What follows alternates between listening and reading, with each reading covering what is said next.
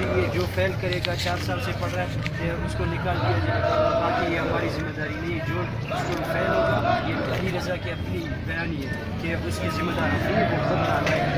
اس طرح کا ٹیسٹ آپ ایک ٹیسٹ دیں گے، اگر آپ فیل ہو گئے اس کے بعد آپ نکال دیں گے. لیکن پہلے ایک نوٹیفکیشن میں صرف ایک موقع تھا، پھر دوسری نوٹیفکیشن میں سپلیمنٹ تھی، 2 مہینے کا موقع دیا تھا، 2 مہینے بعد پھر فیل نہیں فیل ہو گئے تو نکال دیں گے، آپ نکال دیں گے.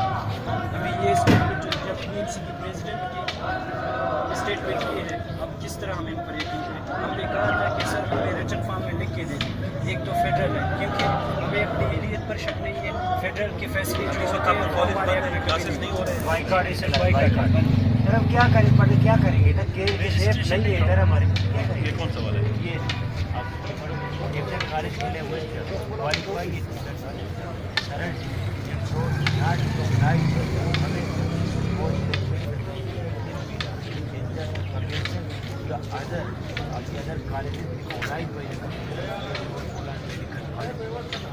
سنا صاحب، سر آپ سے یہ سوال کرنا ہے کہ آپ اس وقت اپوزیشن میں ہیں، آپ لوگوں نے اپوزیشن نے ان لوگوں کے لیے کیا کردار ادا کیا اسمبلی میں، اسمبلی فلور سے؟ آواز آئی؟ بسم اللہ الرحمن الرحیم. سب سے پہلے تو میں پاکستان میڈیکل کونسل کے اس فیصلے کی مذمت کرتا ہوں کہ اس نے بلوچستان کے عوام کو دوسرے اور تیسرے درجے کا شہری سمجھ کے، اور بالخصوص بلوچستان کے طالب علموں کو دوسرے اور تیسرے درجے کا شہری سمجھ کر ان پہ ایک ایسا شرط لاگو کر دیا ہے جو غلامانہ دور کی یاد دلاتا ہے. اور یہ ایک ڈسکریمنیٹری، غیر مساوی، غیر منصفانہ ایک ان کا فیصلہ ہے، جس کی وجہ سے یہ نوجوان گزشتہ تقریباً 6 مہینے آپ لوگوں کو ہو گئے، تقریباً 5 سے 6 مہینے تقریباً سے ان کا جو ہے یہ احتجاج چل رہا ہے. ہم نے اس سے پہلے اس کی مخالفت کی، اور اس کی بنیادی وجہ یہ ہے، آپ لوگوں کو شاید یاد ہو نہ ہو، آپ لوگ شاید بہت سی چیزوں کو ریکال نہیں کرتے ہیں.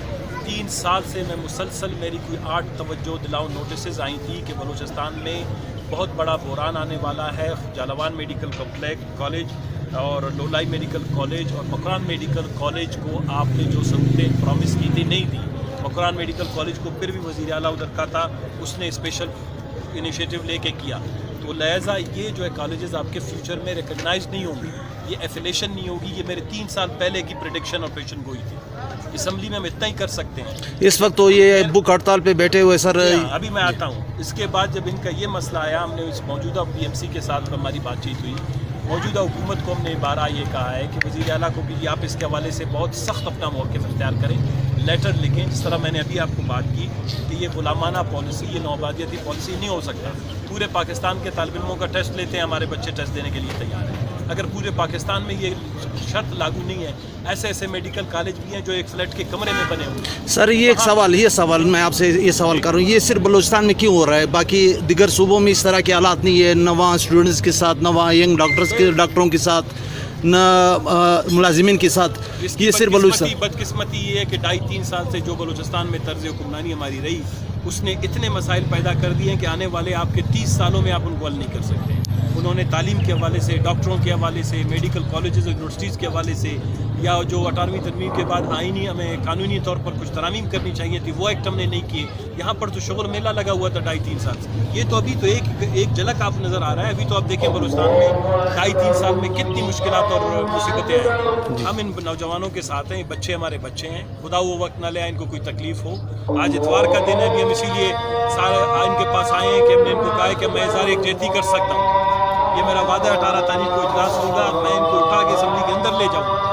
اس سے بڑھ کر ہم بچوں کے لیے کیا کر سکتے ہیں؟ اگر وزیر اعلیٰ کے ساتھ ان کی ملاقاتیں ہوئی ہیں، منسٹر کے ساتھ ان کی ملاقاتیں ہوئی ہیں، سیکرٹری صاحب کے ساتھ ان کی ملاقاتیں ہوئی ہیں، یہ ابھی تک ہم باتوں سے شاید مطمئن نہیں ہیں. اور میں یہ سمجھتا ہوں یہ ایک بجانب ہے، کیونکہ ان بچوں کا مستقبل جو ہے اس وقت داؤ پہ لگا ہوا ہے. لہذا حکومت بلوچستان غفلت کا مظاہرہ نہ کرے.